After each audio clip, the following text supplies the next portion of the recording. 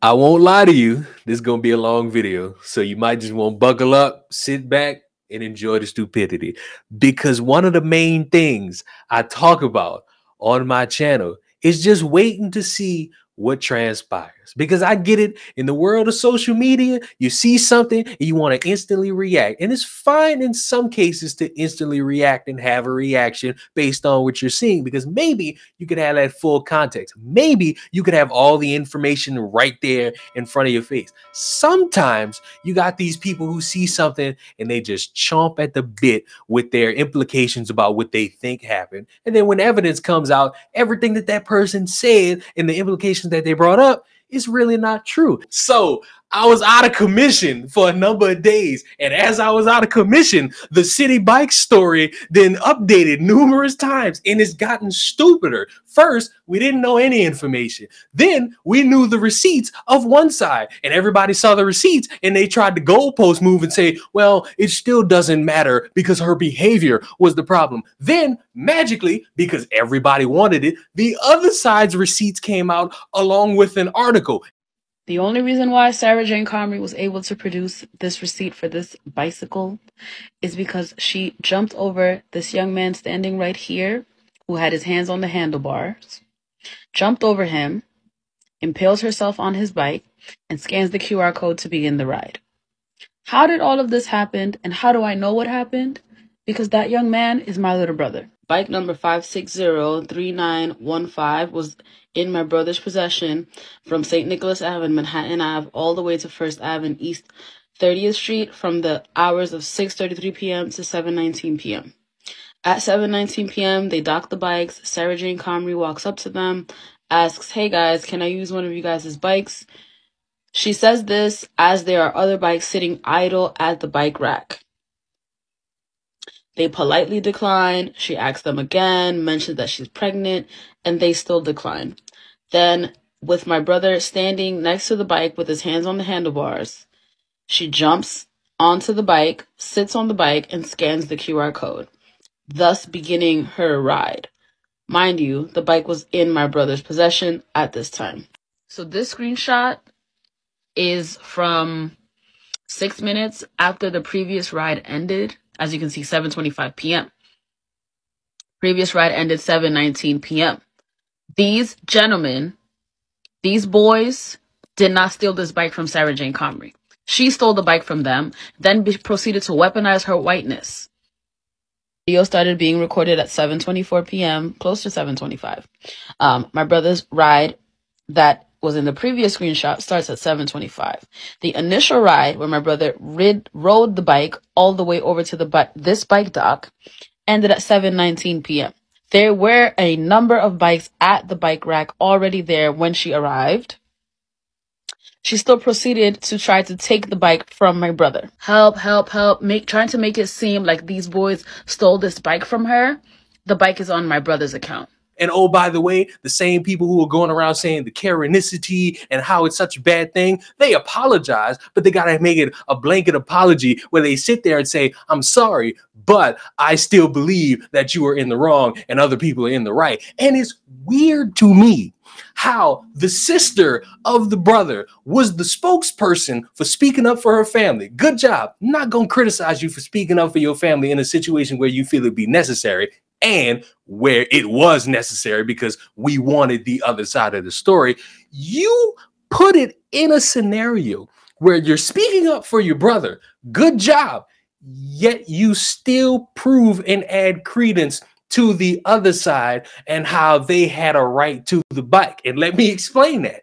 Dude had the bike throughout the whole day. There's documentation to prove he had the bike. He was riding around. He was trying to stay within the 45-minute time range so that he don't get an extra charge. He docks the bike, rinse, repeat. He gets to this situation, he docks the bike. And I'm sorry to break it to a lot of people who think they're bike experts, but once you rent a bike and you stop and you dock it, which means the bike is off, which is proven by the light indicator on the bike, it is no longer yours, which means anybody, me, the white woman, Mexican man, Joe Schmo, the Crimson Chin, anybody could come to the bike and say, hey, about to use that bike. Now she asked numerous people, can she use the bike? Can I get the bike? I'm pregnant. You know what I mean? Kind of using the pregnancy to try to get the bike, trying to use it. And they all said no. Cool. Still, the bike is accessible for anybody if it's not in use. Just because you got your hands on it, you need to be scanning that thing so that it could be in use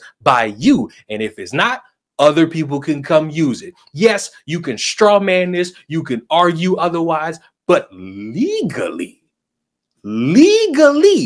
that bike is open to anybody that scans the QR code. And there's the whole incident that leads to what we got. It is odd that after that, after everything we know, we see this woman get on whatever interview, live stream, video, whatever it is, and still try to make it all make sense and demonize the other side, and it don't work. At the end of the day, it's situations like this that you see a white person purposely exercising their privilege and like purposely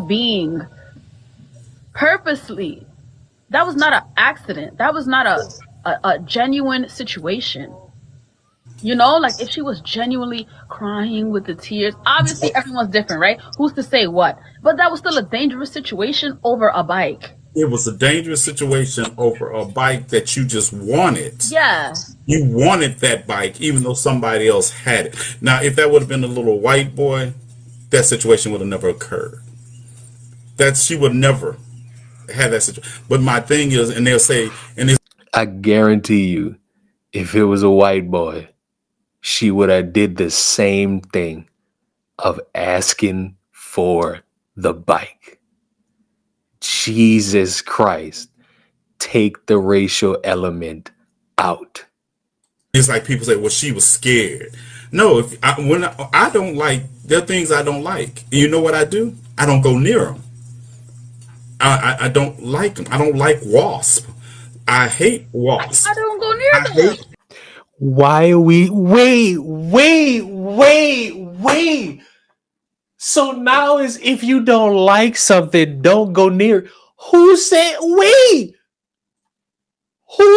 she don't like black people? Nobody said anything about hating black people. Matter of fact, let me dress it up so that people know exactly what I'm talking about. Nobody in that video said anything about hating black people, discriminating against black people, wanting to see black people die. You got none of that. So equating people hating black people to a regular human being with some orange beard hair saying he hate wasp don't work. Stop trying to sound smart because you sound dumb as all hell. It's not making any of y'all look good when all anybody had to do was sit back and wait for more details, wait for receipts to come out, wait for people to tell their side of the story. That way you don't look like a dumbass still grasping at straws, trying to make yourself seem like a knowledgeable, credible human being when all you are is a dude spouting nonsense and your mustache look crooked, even if it's shaven. It is weird to me. And you could say I'm bigoted. You could say I'm hating on a group of people. How you could have a situation play out where if you watch the video and you actually take the time to go bit by bit, like Nate the lawyer did, you'll come to the understanding both sides in the wrong. However, there was still the precedent of the bike based on the standards of an e-bike and renting out the bike. Nobody had access to it. Just because your hands on it don't mean nothing. You have to rent that bike in order to move it around. Thankfully, she got a bike because somebody in the crowd, which kind of went unnoticed by everybody, decided to say, here, take this bike. Take it. Situation over with. And finally, I'm going to just say this because I'm not figuring out where we got to this point in equality and womanhood and all this. But if a pregnant woman is screaming out for help in a situation she can't control, she can't mediate, she can't diffuse, that's not weaponizing whiteness. At the end of the day, wait for more information. Please let these people talk because it's either going to make sense or they're going to look fucking stupid. And that's all I got. Subscribe to the channel. I'll see y'all in the next one. Goodbye.